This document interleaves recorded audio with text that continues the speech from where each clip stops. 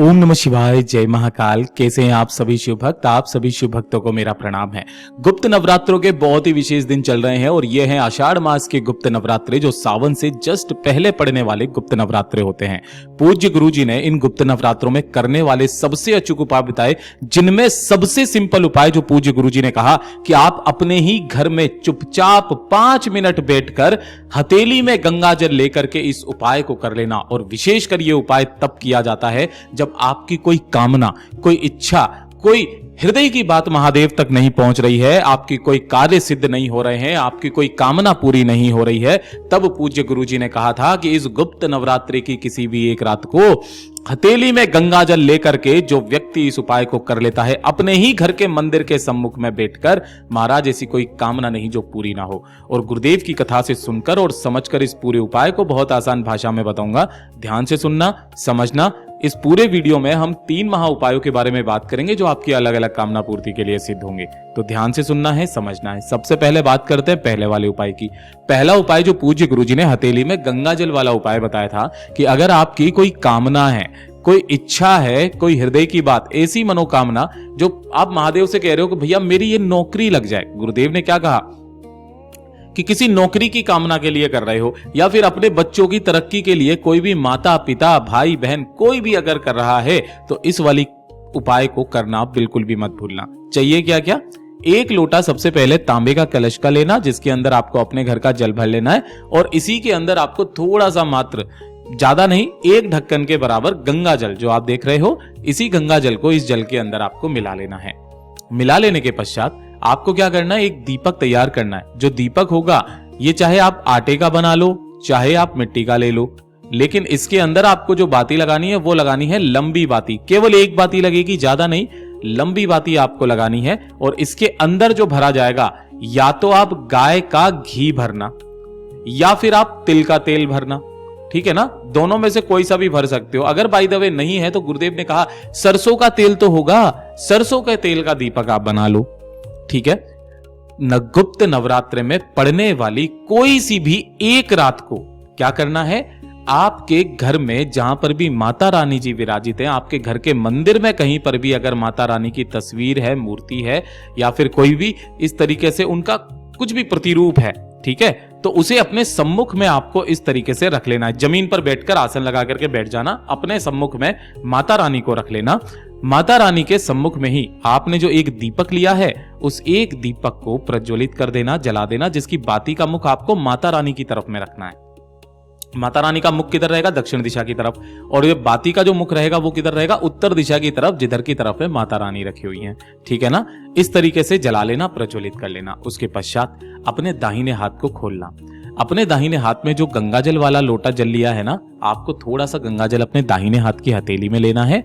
सबसे पहले अपनी कामना कहनी है, अपना नाम और गोत्र बोल करके। और जो पहला मंत्र है मां शैलपुत्री का, जो कि वैसे तो प्रतिपदा तिथि के दिन पूज्य गुरुजी ने कहा पूरे 9 दिन के नवरात्रों में से किसी भी एक रात्रि को आपको यह करना है। किस समय पर? रात्रि को 9:15 से लेकर के 11:15 के बीच में, ठीक है।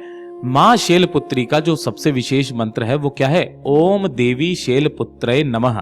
इस मंत्र का स्मरण करके पहले तो आपने अपने दाहिने हाथ की हथेली में गंगा जल ले लिया, इस मंत्र का स्मरण करना और इस जल को माता रानी के सम्मुख में समर्पित किए गए दीपक के पास ही इस गंगा जल को छोड़ देना। फिर वापिस अपने दाहिने हाथ में थोड़ा सा गंगा जल लेना है। दूसरा मंत्र मां ब्रह्मचारिणी के नाम से ओम देवी ब्रह्मचारिणे नमः, इस मंत्र का स्मरण करते हुए फिर से वापस आपको जल सम्मुख में ही छोड़ देना है, उसी जगह पर छोड़ देना है। फिर आपको अपनी हथेली में जल लेना है। फिर से वापस तीसरी माता का बीज मंत्र का स्मरण करके, जो कि मां चंद्रघंटा है, ओम देवी चंद्रघंटाय नमः, इस मंत्र का स्मरण करते हुए फिर से वापस जल उसी दीपक के पास में छोड़ देना। ऐसे ही आपको इन पूरी 9 माताओं के नाम से 9 बार अपनी हथेली में जल लेकर के इन सभी बीज मंत्रों को आपको बोलते हुए, इनका उच्चारण करते हुए, अंत में अपनी कामना कहते हुए समर्पित कर देना है। कितनी बार? 9 बार, ठीक है। जैसे ही आपका ये उपाय कंप्लीट हो जाए, ये 9 बार आप इसका स्क्रीनशॉट ले लीजिए, अपने पास में रख लीजिए। जैसे ही ये कंप्लीट हो जाए उसके पश्चात अब आपको क्या करना है? आसन उठाना है, वहां से ढोक दे करके यानी कि प्रणाम करके उठ जाना है। वो दीपक जितनी देर के लिए जल रहा है जलते रहने देना, आपको उसे छेड़ना नहीं है। अगला दिन जब वो ठंडा हो जाए उसे उठा करके रख देना। किसी भी एक गुप्त नवरात्रि की रात्रि करके देखना और उसके पश्चात बताइएगा आपकी वो कामना पूरी हुई कि नहीं हुई। बात करते हैं दूसरे वाले उपाय की। दूसरा वाला उपाय ये भी आपकी जैसे कोई ऐसी कार्य सिद्धि होती है कि आपका ये वाला कार्य हो जाए महादेव, बस मुझे इसके अलावा कुछ नहीं चाहिए। या फिर आपका कोई कोर्ट केस कचहरी का कोई कार्य है, कोई फाइल आपकी अटकी हुई है, व्यापार को लेकर के कोई कार्य अटके पड़े हैं, या फिर आपके कार्यों में बाधाएं आ रही है। अब वो बाधाएं किस तरीके की है, ध्यान से सुनना। जैसे किसी के घर में आपके शादी वादी की बातें चीतें चल रही है, लेकिन उसके अंदर कोई ना कोई बाधा उत्पन्न हो रही है। नौकरी की बातचीत चल रही है, उसके अंदर कोई ना कोई रुकावट, कोई ना कोई बाधा उत्पन्न हो रही है। काफी बार ऐसी समस्याएं जब आपके घर में बनने लगे ना, एक छोटा सा काम करना, आप सभी लोगों को बात पता ही होगी। ये क्या है, यह है दुर्वा, ठीक है ना। और इन गुप्त नवरात्रों में दुर्वा का बहुत विशेष महत्व होता है। आपको ये दुर्वा लेनी है, आपके घर में भी मिल जाएगी। आपको क्या करना है, 7 दुर्वा लेनी है। कितनी दुर्वा लेनी है, 7 दुर्वा आपको लेना। 7 दुर्वाओं का एक साथ ही आपको क्या बना लेना है, एक बंडल बना लेना है। 7 दुर्वा का कितने बंडल बनेंगे, एक बंडल बनेगा, ठीक है। ऐसे ही आपको कितने बंडल बना लेने हैं, 11 बंडल बना लेने हैं 7-7 दुर्वा के, ठीक। अब जो 11 बंडल बने हैं ना, उन्हीं 11 बंडल से आपको क्या करनी है, एक माला का निर्माण करना है।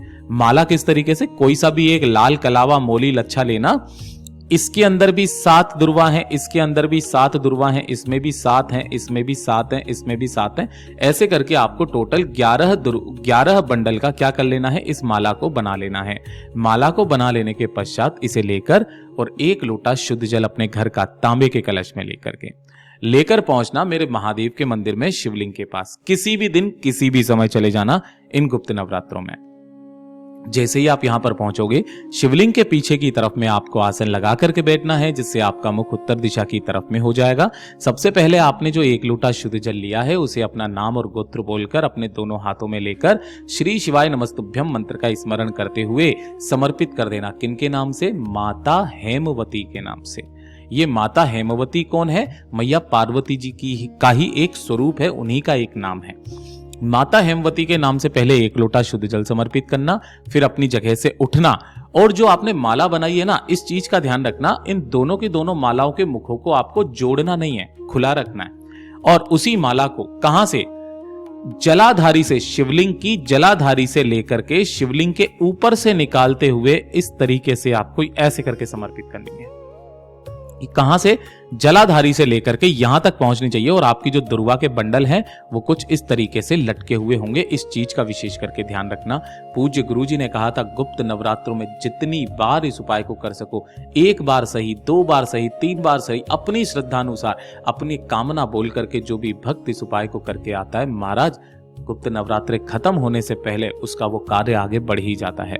पूज्य गुरु जी का बहुत अद्भुत और अचूक उपाय जरूर कीजिएगा। और साथ ही साथ एक विशेष उपाय और भी बताया कि जब आपके जेब में पैसे ना रहने लगे, धन को लेकर के आपके समस्याएं बन रही है, अपार धन संपदा की वृद्धि होगी, पूज्य गुरु जी ने यहां तक कहा कि मां लक्ष्मी का एक अंश सदैव आपके घर में विराजित रहेगा, आपके पास में रहेगा, आपका पर्स कभी खाली नहीं रहेगा। ये शिव तत्व है।